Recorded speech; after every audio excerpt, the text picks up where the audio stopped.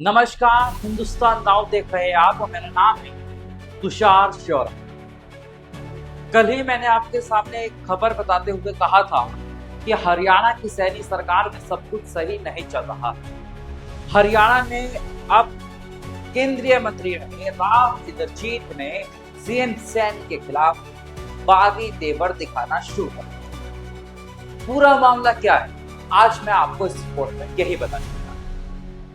देखिए, हरियाणा में सीएम सैनी जो है उनकी मुश्किलें लगातार बढ़ती हुई दिखाई देती हैं। कभी अनिल विज उनके सामने खड़े हो जाते हैं तो कभी सामने आ जाते हैं राव इंद्रजीत। आपको बता दें, राव इंद्रजीत ने खुले मन से कहा कि दक्षिण हरियाणा अहिरवाल इलाके ने 28 में से जो है 21 सीटें बीजेपी को 2024 के विधानसभा चुनाव हुए, लेकिन उसके बावजूद 2024 के नतीजों के बाद बीजेपी ने और सीएम सैनी ने दक्षिण हरियाणा को इग्नोर किया।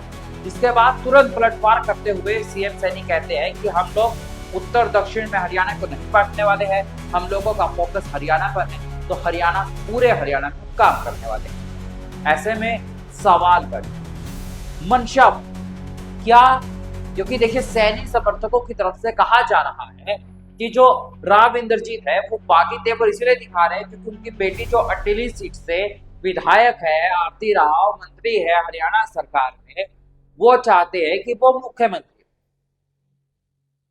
अब देखिए बात तो साफ, राव इंद्रजीत के इरादे ऐसे तो कुछ हो नहीं सकते। राव इंद्रजीत की जो छवि है अहिरवाल इलाके में बेहद मजबूत है।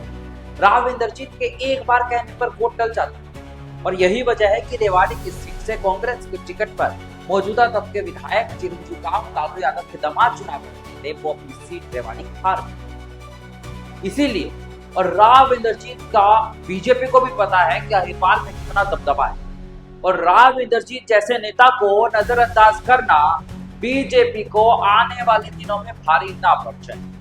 जब आपने वीडियो पर क्लिक किया तो आपने थंबनेल देखा होगा, मेल हो गया है विज और राव का, यानी कि अनिल विज और इंद्रजीत राव अब एक हो गए और दोनों अब मिलकर सीएम सैनी पर हमलावर हैं, हमला कर रहे हैं, लगातार टारगेट कर रहे हैं सीएम सैनी को। लेकिन सीएम सैनी के अगर आपने इंटरव्यू सुने होंगे, वो विपक्ष के नेताओं को भी तड़ाक की भाषा में जवाब क्या एक मौजूदा मुख्यमंत्री के लिए, सिटिंग चीफ मिनिस्टर के लिए ऐसी भाषाओं का प्रयोग करना सही है?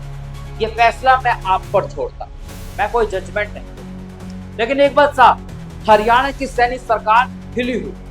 मैंने कुछ दिन पहले और उससे पहले भी एक वीडियो बनाई थी कि हरियाणा में सैनी सरकार में सब कुछ सही नहीं है।